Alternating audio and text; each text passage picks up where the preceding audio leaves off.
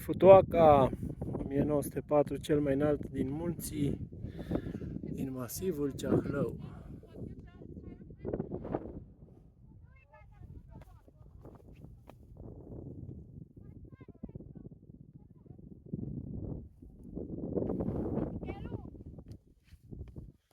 Acolo e vechiul drum și în spate mănăstirea și mănăstirea Dochia, cea mai înaltă mănăstire, situată la cea mai înaltă altitudine.